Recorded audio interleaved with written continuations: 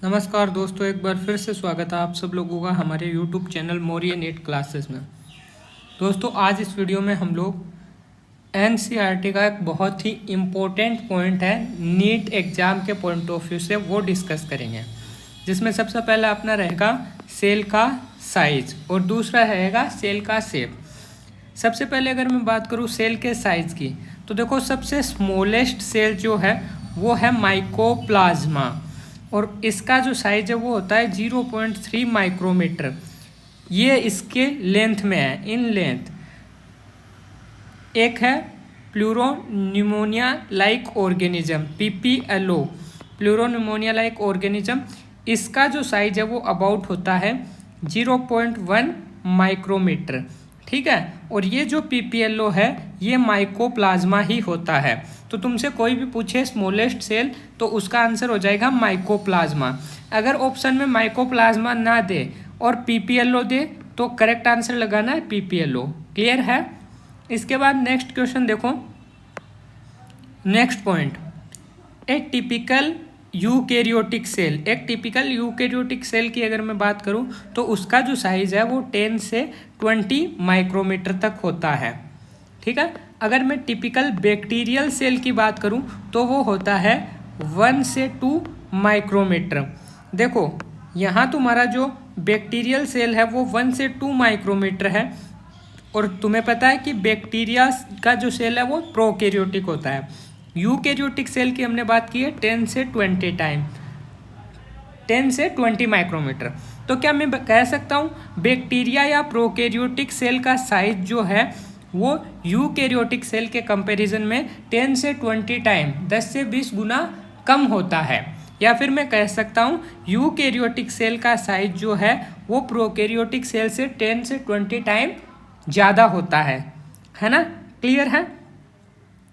ये जो साइज मैंने यहाँ लिखा है 1 से 2 माइक्रोमीटर, ये तुम्हें NCERT के अंदर एक डायग्राम दिया होगा बैक्टीरिया का, उसके अंदर दिया है। और NCERT ने ही लिख के दिया है, रिटर्न लिख के दिया है NCERT में कि बैक्टीरिया का जो सेल है वो होता है 3 to 5 माइक्रोमीटर का। तो ये दोनों चीज़ें ध्यान रखनी है। अगर तुमसे ये पूछे, अगर ये ऑप्शन में है तो ये टिक करना है, वरना अगर ये ऑप्शन में हो तो ये टिक कर देना है ना। दोनों में से जो भी एक मिले टिक कर देना, कंफ्यूजन में नहीं रहना है। क्लियर है? फिर देखो वायरस का जो साइज है वो होता है, इम्पोर्टेंट है, 0.02 से 0.2 माइक्रोमीटर। इम्पोर्टेंट है, नीट में आया हुआ क्वेश्चन है। एक बार नीट में वायरस का साइज पूछ लिया था कितना होता है, तो उसका आंसर है 0.02 से 0.2 माइक्रोमीटर। हो सकता है इस बार स्मॉलेस्ट सेल पूछ ले माइकोप्लाज्मा और उसका साइज पूछ सकता है ना। ये वाला लाइन जो है यूकैरियोटिक सेल, प्रोकैरियोटिक सेल या बैक्टीरियल सेल से 10 से 20 गुना ज़्यादा बड़ा होता है। ये स्टेटमेंट वाइज को स्टेटमेंट जो होते हैं ना, ट्रू और फॉल्स, उसमें बोल सकता है ना। फिर एक बहुत ही इंपॉर्टेंट ह्यूमन RBC, ये भी आया हुआ क्वेश्चन है कि ह्यूमन RBC के अंदर जो साइज है वो कितना होता है, तो वो अप्रोक्स 7 माइक्रोमीटर होता है। ये भी इम्पोर्टेंट है। फिर लॉन्गेस्ट सेल और लार्जेस्ट सेल, जो तुम्हारा लॉन्गेस्ट सेल है वो तुम्हें पता है नर्व सेल होता है, और लार्जेस्ट आइसोलेटेड सिंगल सेल जो है वो एग ऑफ ऑस्ट्रिच होता है। ऑस्ट्रिच का एग जो है वो लार्जेस्ट आइसोलेटेड सिंगल सेल है। ठीक है, तो ये था अपना साइज ऑफ सेल। अब हम बात करेंगे शेप ऑफ द सेल, कि बैक्टीरिया के अंदर किस किस टाइप का शेप होता है। ठीक है, तो बैक्टीरिया देखो जनरली अलग अलग टाइप के शेप के हो सकते हैं। जैसे कि अगर तुम रेड ब्लड सेल को देखोगे तो ये जो तुम्हारा रेड ब्लड सेल है ये तुम्हारा राउंड या बाइकोनकेव डिस्क लाइक दिखाई देगा। कैसा दिखाई देगा? राउंड बाइकोनकेव डिस्क लाइक, जैसा कि इसमें दिखाई दिया है। ये राउंड है, ये बाइकोनकेव डिस्क लाइक है ना। तो राउंड और बाइकोनकेव डिस्क लाइक कौन होता है? Red blood cell. White blood cell जो है WBC, वो अमीबॉइड होती है। अमीबॉइड यानी उनका कोई पर्टिकुलर शेप नहीं होता है, कोई फिक्स शेप नहीं होती है, अमीबा की जैसी शेप होती है, इसलिए क्या बोला? अमीबॉइड। तुमसे पूछेगा कि कौन सी सेल राउंड एंड बाइकोनकेव है, तो क्या बोलोगे? RBC, रेड ब्लड सेल, है ना। कौन सा अमीबॉइड है, तो वो है white blood cell WBC। Clear है? इस टाइप के क्वेश्चन नीट में पूछे जा सकते हैं। फिर देखो कोल्यूमनर एपिथीलियम। कोल्यूमनर एपिथीलियम तुम्हारा लॉन्ग होता है और नैरो होता है, जैसे कि इसमें दिखाया गया है। ये देखो, ये जो दिखाया गया है ये यहाँ से, एक मिनट, कहाँ आ गए हम लोग, हाँ यहाँ थे, है ना। तो जो दिखाया गया है वो क्या दिखाया गया है, एक मिनट, ठीक है। तो जो दिखाया गया है कि कोल्यूमनर एपिथेलियम है वो तुम्हारा यहाँ से लेके यहाँ तक लॉन्ग है और ये नेरो भी है। तो लॉन्ग और नेरो कौन है, कोल्यूमनर एपिथेलियम। उसके बाद देखो नर्व सेल। नर्व सेल को अगर तुम देखोगे तो इस तरीके से लॉन्ग होती है ना, लंबी होती है और साथ ही साथ ब्रांच्ड भी होती है ना। तो नर्व सेल तुम्हारी ब्रांच्ड एंड लॉन्ग हो जाएगी, ब्रांच्ड एंड लॉन्ग। क्लियर है? इसके बाद नेक्स्ट देखो ए ट्रेकिड। ट्रेकिड को अगर देखोगे तो पहले मैं बता दूं, ट्रेकिड जो है वो जाइलम का कंपोनेंट होता है, जाइलम के अंदर प्रेजेंट होता है और ये इलोंगेटेड होते हैं, इस तरीके से इलोंगेटेड है ना, थोड़ा लंबा है, इलोंगेटेड है।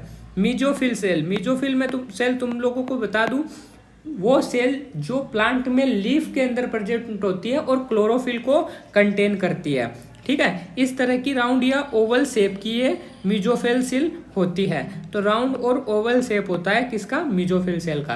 क्लियर है? इसके बाद नेक्स्ट पॉइंट देखो, कुछ पॉइंट है ना शेप और साइज से रिलेटेड, वो हम लोग देख लेते हैं। देखो द शेप ऑफ द में very with the function of the perform. जो सेल का शेप है वो उसके फंक्शन के साथ बदलता है, वेरी करता है। जैसे कि एग्जाम्पल के लिए देखो, ट्रेकिड है तुम्हारा, इसको वाटर का कंडक्शन करता है, जाइलम के अंदर होता है, इसीलिए ये इलोंगेटेड है ना, लंबा है थोड़ा। नर्व सेल जो है वो ब्रांच्ड और लॉन्ग है क्योंकि उसको सिग्नल ट्रांसफर करना है, तो ये लंबे होते हैं, है ना। WBC अमीबोइड है ना, क्योंकि ये फेगोसाइटोसिस करते हैं। ये जो है रेड ब्लड सेल राउंड और बाइकॉनकेव है क्योंकि इनको हीमोग्लोबिन कंटेन करना है ऑक्सीजन के ट्रांसपोर्ट के लिए, ठीक है। तो जो फंक्शन बदलता है तो सेल का साइज भी बदल जाता है। क्लियर है? तो शेप जो है वो वेरी करता है, शेप जो है वो वेरी करता है किसके साथ, फंक्शन के साथ। बहुत इंपॉर्टेंट पॉइंट है, ठीक है। नेक्स्ट पॉइंट देखो, they may be disc shape, disc like RBC जैसे की होती है, क्यूबॉइड, PCT और DCT।